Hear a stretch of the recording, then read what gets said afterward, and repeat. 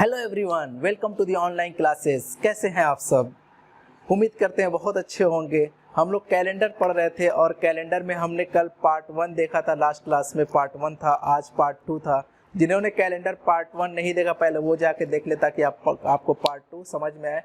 Link आपके description में दिया हुआ है, वहाँ से जाके आप देख सकते हैं। और कल बहुत बेसिक बातें हम लोग देखे थे कि कैसे दिनों पे आगे जा सकते हैं, कैसे पीछे जा सकते हैं, और सारी की सारी चीज़ें हमने बस देखी थी कि 7 डेज के खेल पे देखा था। एक बात हमको बस पता है कि 7 दिनों पे कोई भी दिन रिपीट करता है। अगर 7 डेज पे अगर कोई भी डे रिपीट करता है और उसके बाद फिर से वही दिन 7 के गैप पे आता है, तो मैं ये कहता हूँ कि अगर किसी लंबे दिनों का मुझे निकालना हो तो मैं क्या करता हूँ कि 7 से डिवाइड कर देता हूँ। उसके बाद जो शेषफल बचता है अपना, उतना दिन आगे चला जाता हूँ। इस तरीके से हम क्वेश्चंस को देख रहे थे। आज वही बातें, थोड़ी सी पिछली बातें करके थोड़ा सा धीरे धीरे कैरी करेंगे, उस चीज़ को आगे लेके चलेंगे। ठीक है, बड़े आराम से इस बात को समझिएगा। जैसे कल क्या हम लोग बातें कर रहे थे, जैसे ये कह रहे थे, अगर क्वेश्चंस के फॉर्म में देखें इसको, कल ये बातें देख रहे थे हम लोग कि अगर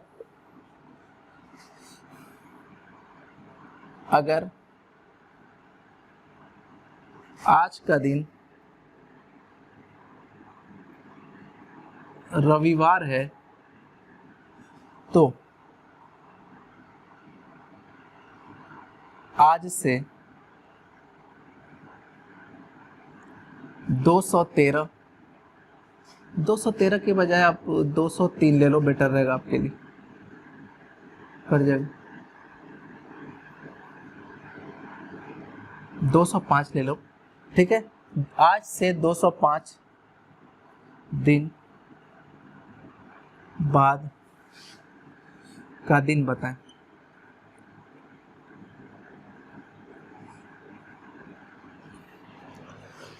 क्वेश्चन कल ही की तरह है, लेकिन आज क्वेश्चंस के फॉर्म में उसको दे दिया है। सवाल ये कह रहा है कि अगर आज का दिन रविवार है तो आज से 205 दिन बाद कौन सा दिन होगा।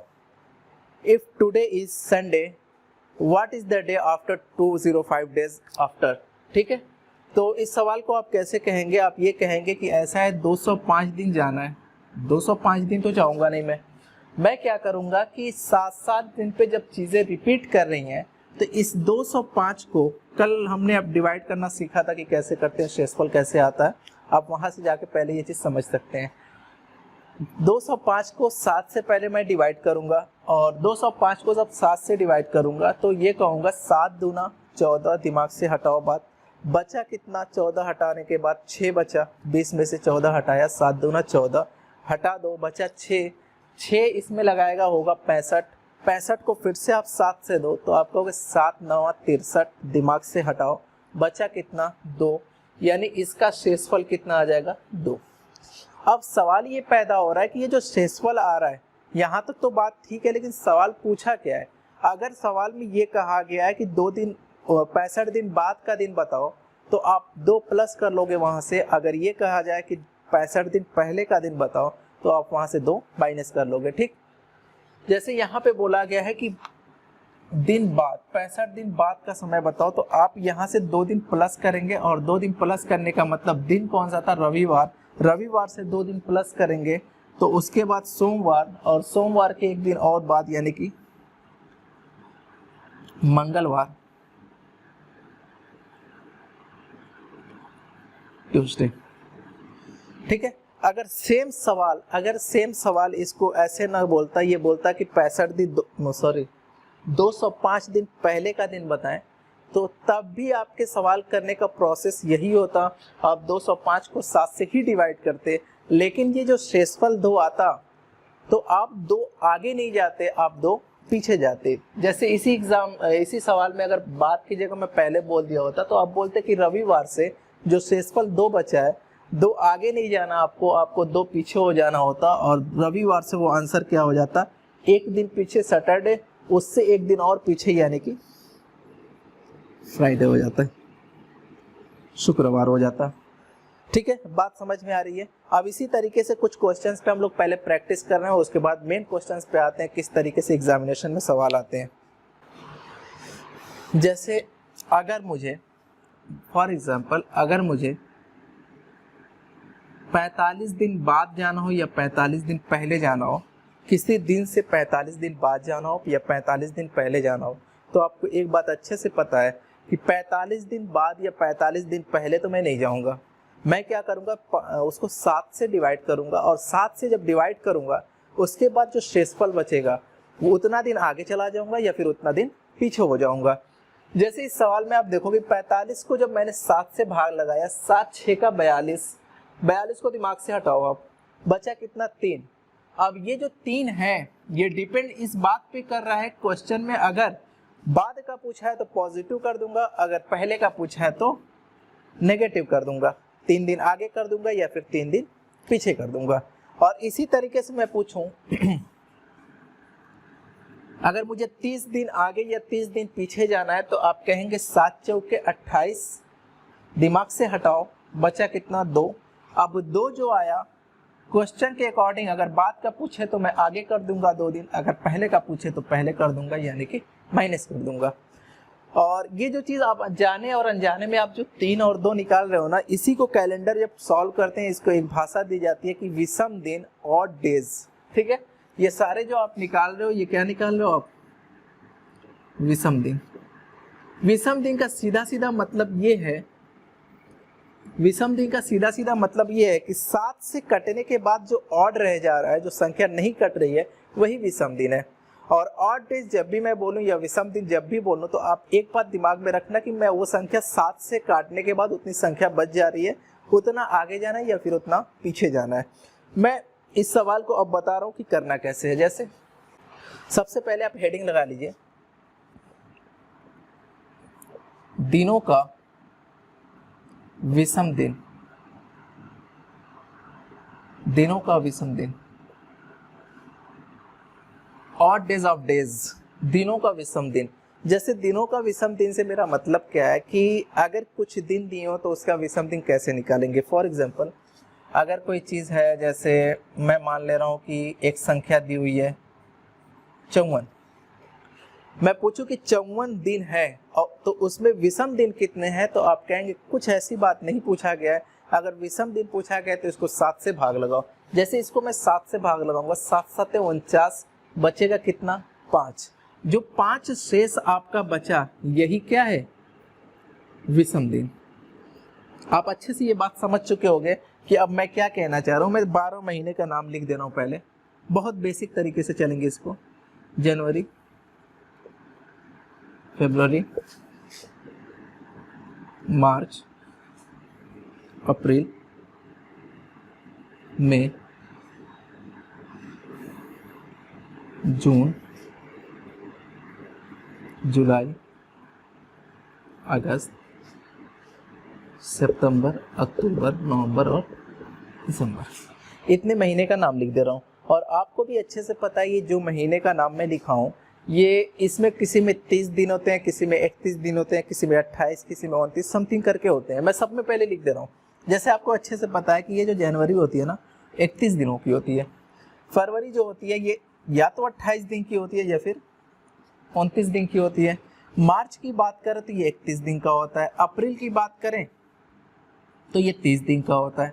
मई 31 का होता है, जून 30 का होता है, जुलाई 31। लेकिन जुलाई के बाद ये इंपॉर्टेंट बात है, जुलाई के बाद आपका अगस्त भी 31 का होता है, सितंबर आपका 30 का होता है, अक्टूबर आपका 31 का होता है, और नवंबर 30 का, और दिसंबर 31 का।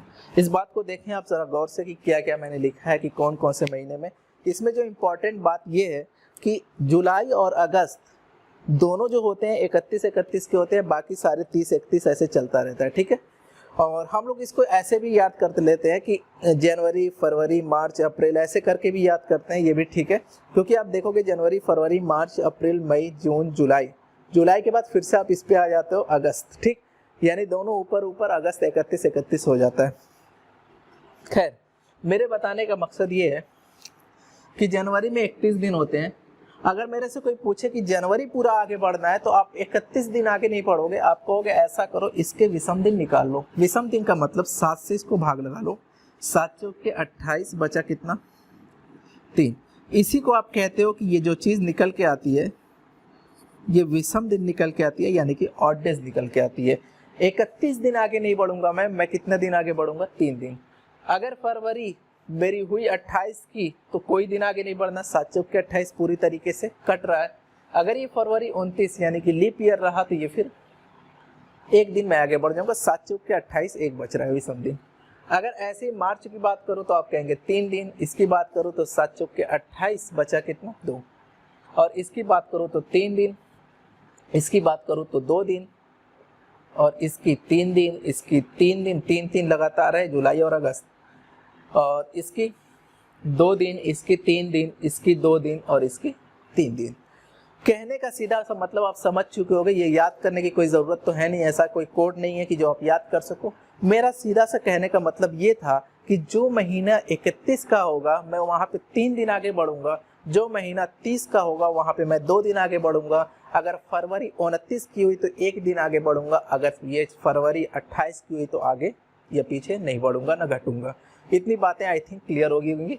आप इसको अपने नोटबुक पे कॉपी कर सकते हो, हालांकि ये बात तो आपके दिमाग में होनी चाहिए इतनी। जैसा हम लोग अभी देख रहे थे कि दिनों की विषम दिन कैसे निकालते हैं डिवाइडेड बाय 7, अब हम देखेंगे कि साल का विषम, महीने का विषम दिन कैसे निकालते हैं जब मंथ्स आ जाए। देखो नई बात तो कुछ नहीं है यहाँ पे, यहाँ भी डिवाइडेड बाय 7 ही चलेगा, लेकिन इस चीज़ को आपको जोड़ना पड़ेगा कि किस तरीके से मैं समझाना चाह रहा हूँ। आप समझ जाओगे तो आपको ये भी दिन ही की तरह नजर आएगा, कुछ ऐसा नहीं है इसमें। जैसे मैं क्वेश्चन आपके सामने ऐसे ही रख दे रहा हूँ कि अगर सवाल ये रख दूँ कि 25 अप्रैल से 5 जून, 25 अप्रैल से 5 जून के 25 अप्रैल से 5 जून तक विषम दिनों की संख्या कितनी होगी, तो आप कहोगे कि यार बात तो वही है ना, अभी तक जो सवाल करते आ रहे थे, बस उसमें दिनों की संख्या बता दिया था और इसमें मुझे बस क्या करना है कि 25 अप्रैल से 5 जून तक मुझे दिनों की संख्या पता करनी है, और जैसे दिनों की संख्या पता हो जाएगी डिवाइडेड बाय 7 कर देंगे, क्वेश्चन का आंसर आ जाएगा। ठीक, तो उसी तरीके से पता करते हैं कि भाई कितने दिन बचे हुए हैं, इसमें कितने दिन हैं इन दोनों के बीच में। सॉरी, जैसे मैं कहूँ अप्रैल, मई, जून, यही तो 3 महीने आएंगे इन दिनों के बीच में।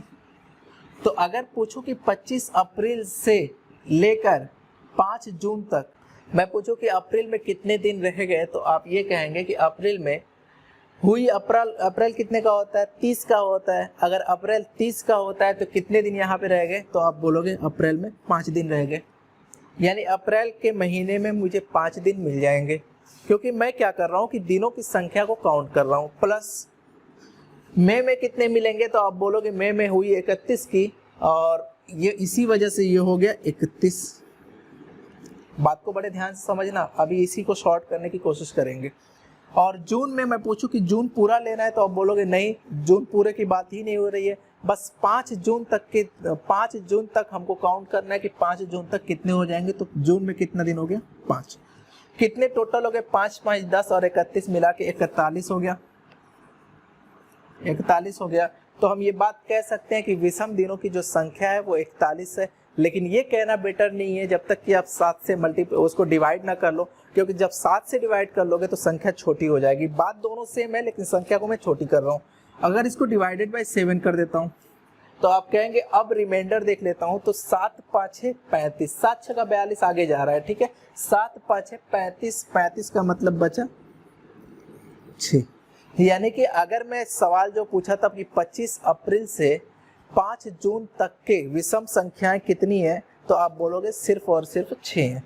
6 दिन आगे जाना है या 6 दिन पीछे जाना है, ठीक। अगर इसी क्वेश्चन को मैं ये किया होता कि अगर इसी क्वेश्चन को मैं शुरुआत से ही शॉर्ट करने की कोशिश करता, तो मैं कहता इसमें हो गया 5। बात को बड़े ध्यान से समझना। इसमें मैं क्या कहता कि ये 31 का है, तो इसका 31 ना लिख के जब डिवाइड ही 7 से लास्ट में लगाना है तो शुरुआत से ही डिवाइड करते हुए चलते हैं। और 31 के बारे में मैंने आपको बताया, कोई भी महीना अगर 31 का है तो उसके विषम दिन 3 होते हैं, 7 चौक के 28, करके भी देख सकते हो गया 3, और ये हो गया 5, 5 5 10 और 3 13, 13 को और फिर से 7 से लगाओगे तो आप देखोगे कि इसका भी आ गया 6। उम्मीद करते हैं ये बात तो आपको समझ में आ गई होगी। एक आध दो क्वेश्चन और इस चीज़ को ले लेते हैं ताकि आप इस चीज़ में थोड़ा सा एक्सपर्ट हो जाए। सवाल एक और लिख दे रहा हूँ मैं, जैसे मैं एक क्वेश्चन और ले लिया हूँ ताकि आपको ये बात अच्छे से समझ में आ जाए। तो सवाल कह रहा है कि 21 सितंबर से 8 नवंबर तक विषम दिनों की संख्या बताएं। यानी कि अगर 21 सितंबर से, देखो मैं एक एक दिन काउंट तो नहीं करके जाऊंगा ना नवंबर तक, मैं क्या कहूँगा कि पूरे के दिन को अगर 7 से डिवाइड करके जो शेष बच रहा है उसी दिन मैं आगे निकल जाऊंगा। जो भी 2, 4, 5, 6 है, जैसे पिछले क्वेश्चन में आपका 6 आया हुआ था, 6 दिन आगे चला जाता या फिर 6 दिन पीछे हो जाता। मैं भी क्वेश्चन को रिलेट करने की कोशिश करूंगा। ठीक, 21 सितंबर से आपको 8 नवंबर तक जाना है। तो आप ये देखो, ये हुआ सितंबर, ये हुआ अक्टूबर और ये हुआ नवंबर। अगर सितंबर की बात करें तो आप बोलोगे 21 सितंबर से बात स्टार्ट है और सितंबर हुआ किसका, 30 या 31? तो आप कहेंगे जनवरी, फरवरी, मार्च, अप्रैल, मई, जून, जुलाई, अगस्त, सितंबर। नीचे आ रहा है, इसका मतलब ये 30 का होगा और 30 का होगा। तो ये 30 का अगर होगा तो यहाँ पे दिनों की संख्या कितनी आ गई, 9। अगर 9 दिन यहाँ पे हो गए तो अक्टूबर में कितने दिन होंगे, तो आप बोलोगे 31 दिन होंगे। प्लस नवंबर में कितने दिन बचे, 8। टोटल काउंट करके आप ये कहोगे 8, 9, 16, 17, 17 का मतलब 31, 9, 40, 40, 8, 48। टोटल कितने हो गए, 48 दिन। चूंकि ये 7 से अभी बड़ा है तो इसको फिर से 7 से डिवाइड करोगे आप। 7 से करोगे तो बचेगा कितना आपका रिमाइंडर, 6 पर 6। अगर थोड़ा सा आप एक्सपर्ट हो चुके हो तो आप इस चीज़ को यहाँ से ऐसे ही करते कि यहाँ पे 9 दिन बचे हैं, उसमें से 7 अभी से हटाते चलो ना। जैसे 9 में से 7 हटा दो कितना बचता, 2। प्लस 31 को आप बड़े अच्छे से जान चुके हो कि मैं 3 ही लिखूंगा क्योंकि बार बार इसमें बताना अच्छा नहीं है। और 8 जहाँ पे है तो उसके 7 हटा दूंगा तो कितना बचेगा, 1। आप अभी भी देखोगे 3, 2, 5 और 1, 6। तो इस तरीके से भी आप क्वेश्चन को कर सकते हो। आपके दिमाग में एक बात जरूर आ रही होगी कि यार ये विषम दिन का लॉजिक क्या है, विषम दिन क्यों पढ़ा रहा हूँ, ये कहाँ पे यूज होगा। एक क्वेश्चन मैं ले रहा हूँ इसी पे। जैसे ये अगर कह दिया कि 21 सितंबर 2019 को अगर संडे है तो आपसे पूछा 8 नवंबर 2019 को कौन सा दिन होगा, तो आप इस चीज़ को इसी तरीके से क्वेश्चन आ सकता है। तो आप कहेंगे कि 21 सितंबर 2019 को अगर संडे है तो 8 नवंबर 2019 को कौन सा दिन होगा। तो आपको अच्छे से बात पता है कि साल का तो यहाँ पे फर्क है नहीं, सेम साल सेम ईयर की बात हो रही है। इसका मतलब मुझे जो जाना है 21 सितंबर के दिन अगर संडे है तो 22 सितंबर के दिन मंडे होगा, 23 सितंबर के दिन ट्यूसडे होगा। इसी तरीके से मैं आगे चलता जाऊंगा और कहीं ना कहीं मैं जाके 8 नवंबर तक पहुंच जाऊंगा और उस दिन का दिन बता दूंगा। लेकिन साथ साथ में एक दिमाग में बात मेरे ये भी चल रही है कि अगर ऐसे चलूंगा तो मेरा टाइम भी वेस्ट होगा। अच्छा ये है कि जब 7 दिन पे हर चीज़ें रिपीट हो रही हैं, जब 7 दिन पे हर चीज़ें रिपीट हो रही हैं तो एक बार मैं दिन काउंट करके उसको 7 से भाग दे के क्यों नहीं कर ले रहा क्वेश्चन। जैसे आप यहाँ से अभी निकाले, आप यहाँ से यहाँ तक जाने के लिए जो विषम दिनों की संख्या आपने निकाली कितनी, 6। तो मैं ये कहूँगा कि संडे से 6 दिन आगे वाला दिन आपका आंसर है। जैसे संडे से 6 दिन आगे क्या, Monday, Tuesday, Wednesday, Thursday, Friday और एक सैटरडे। 6 दिन आगे जब मैं गया तो ये आंसर क्या आ गया, सैटरडे।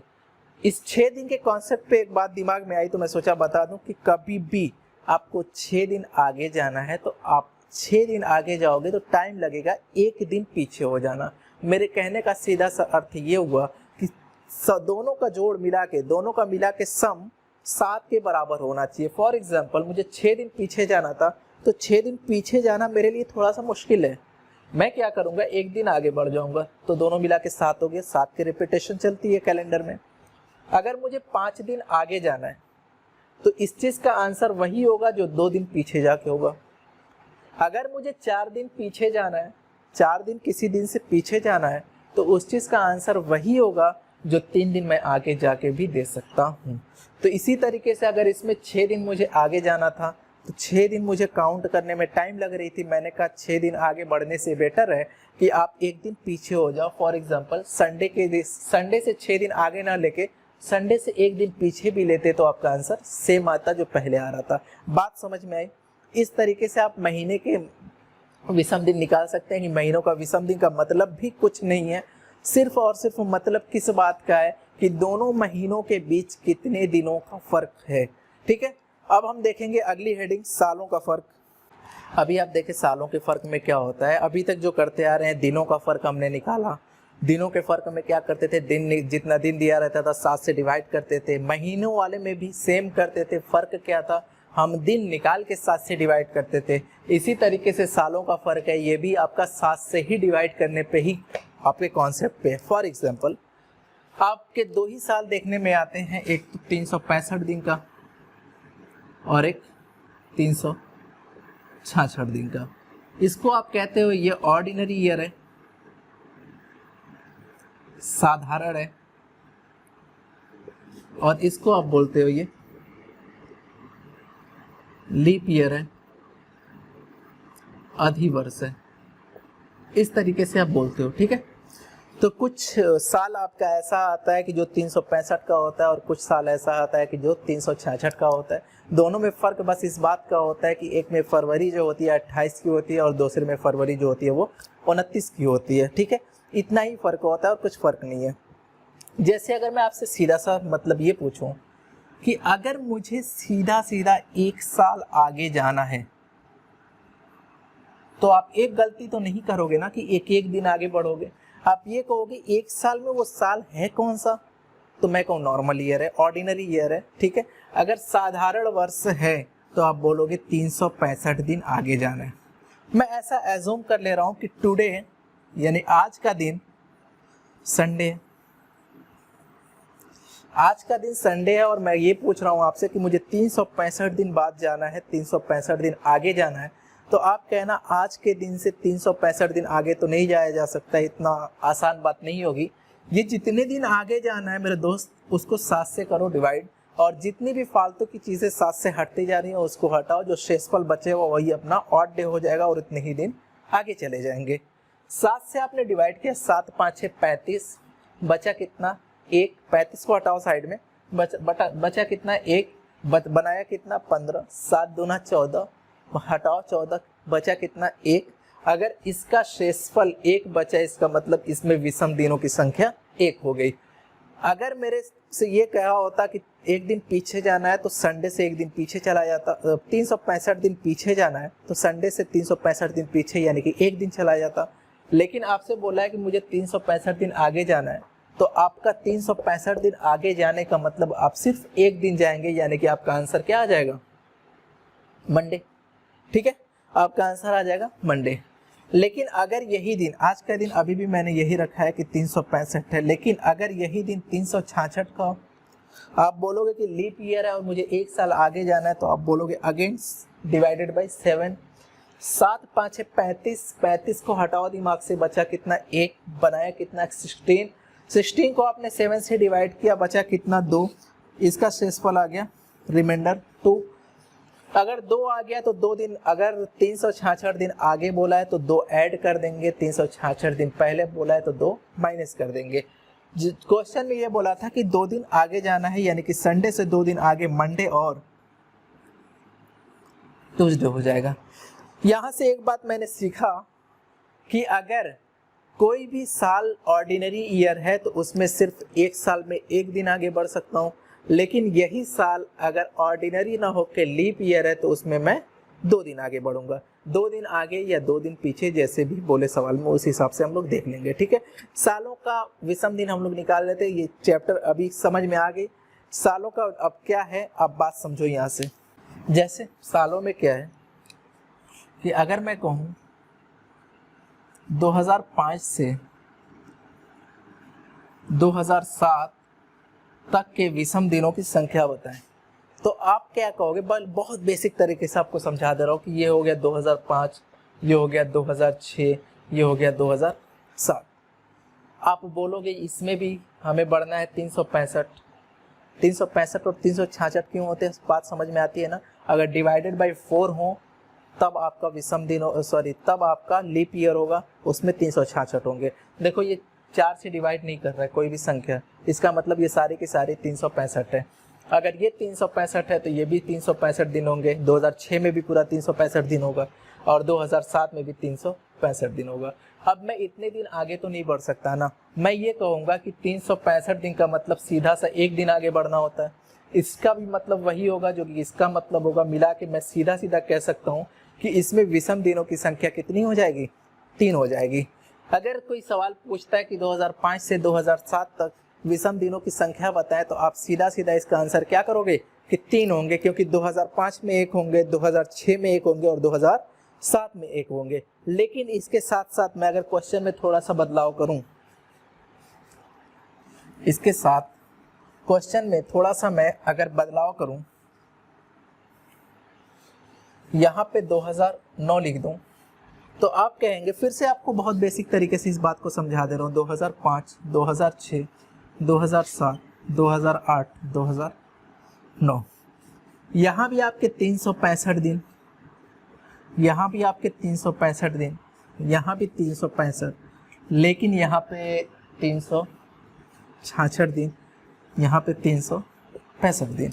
अगर यहाँ पे 365 दिन, तो इसके विषम की संख्या अभी मैंने निकाला 1, और यहाँ भी 1, यहाँ भी 365 1, लेकिन यहाँ पे 366, तो यहाँ पे विषम संख्या 1 ना होके 2, और यहाँ पे फिर 1, यानी इनके विषम दिनों की संख्या अगर मैं पूछूं तो आप बोलोगे 1 2 3, 3 2 5 और 1 6। विषम दिनों की संख्या कितनी आ गई, 6। लेकिन मुझे सवाल को इस तरीके से नहीं करना होगा, मैं सीधा सीधा कॉन्सेप्ट पे आता हूँ कि सवाल कैसे मुझे करना होगा। जैसे क्वेश्चन अगर ये कह दे 2003 से 2013 तक विषम दिनों की संख्या बताएं, सवाल ये नहीं पूछेगा, मैं अपनी कड़ियां जोड़ रहा हूं कि किस हिसाब से क्वेश्चन को अभी डील किया जाएगा। धीरे धीरे सारी चीज़ों को मैं क्वेश्चन की तरफ लेके जा रहा हूं, आपको धीरे धीरे आपका लेवल बन जाएगा। 2003 से 2013 तक विषम दिनों की संख्या, तो आप ये कहेंगे 2003 से 2013 तक 10 सालों का फर्क है। यार 10 साल तो हो गए ही ना, अब देख लो, बड़े में से छोटा घटा दो, सॉरी, जब इसको माइनस करोगे तो ये कितने साल का हो गया, 10 साल का फर्क है, यही कहोगे। अच्छा, एक बात तो मुझे ये भी पता है, हर साल तो एक देता ही देता है, चाहे वो ऑर्डिनरी हो चाहे लीप हो, एक तो देगा। लेकिन फर्क क्या है कि ऑर्डिनरी में एक ही देगा, लेकिन आपके लीप ईयर में एक के साथ साथ फिर एक देगा, यानी कि 2 देगा।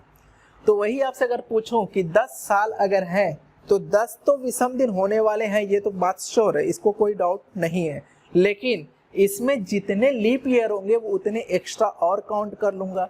तो मैं पूछूं कि इसमें लीप ईयर कितने हैं, तो आप कहेंगे, आप गलती एक मत कर दीजिएगा कि 10 है तो इसको 4 से भाग दे तो 4 साल पे आते हैं 2 हो जाएंगे, ये हर जगह काम नहीं करेगा, अभी यहीं पे गड़बड़ हो जाएगा।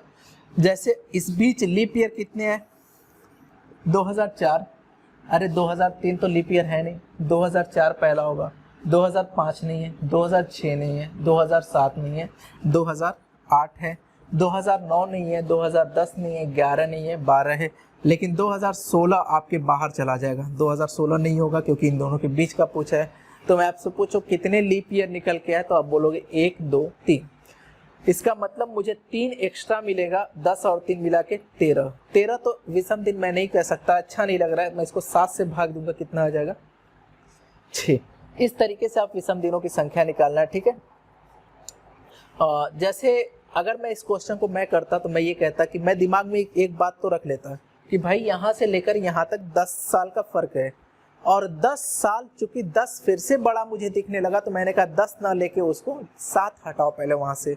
अगर 10 से आपने 7 हटाया तो यहीं पे 3 हो गया, और प्लस इस लीप ईयर 3 ईयर यानी कि 6। एक डाउट आपके दिमाग में आ रहा होगा कि मैंने यहाँ से 4 से डिवाइड करने के लिए क्यों नहीं मना कर दिया। जैसे 2 एग्जाम्पल मैं लेता हूँ कि 2005 से 2015, दूसरा एग्जाम्पल 2003 से 2013। आप बोलोगे सर यहाँ भी 10 साल, यहाँ भी 10 साल, मैं बोलूँ बिल्कुल ठीक, दोनों जगह 10 साल है, यहाँ पहले सवाल में और दूसरे सवाल में भी। अगर 2005 से 2015 10 साल है तो आप 4 से डिवाइड करने की जो बात कर रहे थे, तो यहाँ भी 2 लीप ईयर हो जाना चाहिए, यहाँ भी 2 लीप ईयर हो जाना चाहिए। लेकिन आप पाओगे यहाँ पे 2005 से 2015 में एक 2008 लीप ईयर आएगा, एक 12 आएगा, और 16 को आप सोच रहे हो तो 16 नहीं आएगा, यहाँ पे सिर्फ 2 लीप ईयर आएंगे। लेकिन अगर इसमें बात करूँ, इसमें भी 10 साल का फर्क है, लेकिन इसमें आप देखो 2004, 2008, 2012, यहाँ पे 3 लीप ईयर आ जाएंगे। इस वजह से इस तरह के क्वेश्चन में कभी कभी आपकी गलती हो जाती है। गलती मत करिए, आप यहाँ पे काउंट कर लीजिएगा कि फर्क क्या होता है कि आपकी काउंटिंग लीप ईयर के कितने साल बाद से स्टार्ट हुई है या कितने साल पहले से स्टार्ट हुई है, उस हिसाब से आपका फर्क पड़ता है कि लीप ईयर एक ज़्यादा और एक कम हो जाता है। बात समझ में आ रही होगी, ठीक है। अब हम लोग क्वेश्चन को कोशिश करते हैं कि जोड़ने की क्वेश्चन को किस हिसाब से करेंगे। हमारा अप्रोच क्या होगा, पहले मैं आपको बता दूं कि किस हिसाब से हम लोग पढ़ेंगे। बहुत ही बेसिक तरीके से इसको केस वाइज पढ़ेंगे, केस मतलब टाइप वाइज पढ़ेंगे इसको। जैसे केस फर्स्ट, केस सेकेंड करके मैं यहाँ पे लिख दे रहा हूँ कि केस फर्स्ट हमारा क्या होगा। देखो 25 अप्रैल 2002 को अगर संडे है तो 3 अप्रैल 2002 को कौन सा दिन होगा। केस सेकेंड 25 अप्रैल 2002 को अगर संडे है तो 3 जून 2002 को कौन सा दिन होगा। केस 3 25 अप्रैल 2002 को अगर संडे है तो 25 अप्रैल 2009 को कौन सा दिन होगा।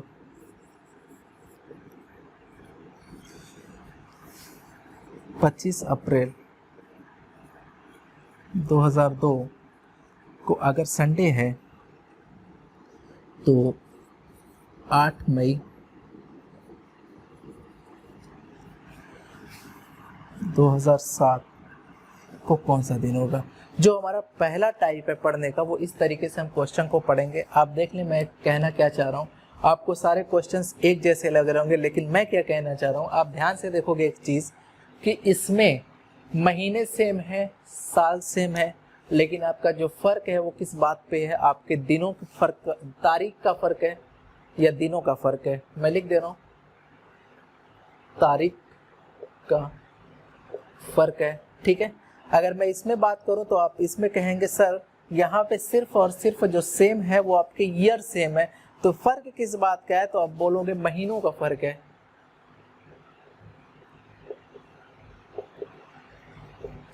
जो फ़र्क है वो महीनों का फ़र्क है। तीसरे वाले में आप बड़े ध्यान से देखो तो आप एक चीज़ पाओगे, यहाँ पे तारीख भी सेम है, महीना भी सेम है, लेकिन फ़र्क किस बात में है, आपके सालों में फ़र्क है। तो यहाँ पे सालों का फ़र्क है। इस हिसाब से पढ़ेंगे, एक एक चीज़ को क्लियर करते हुए चलेंगे, इस वजह से ये टाइप मैंने लिखवाया। और लास्ट वाले में आप कहेंगे कि न तारीख सेम, न महीना सेम, न ही साल सेम। इसका मतलब सभी चीज़ का फ़र्क है इसमें, ऑल थिंग्स आर डिफरेंट, सभी का फ़र्क है, ठीक है।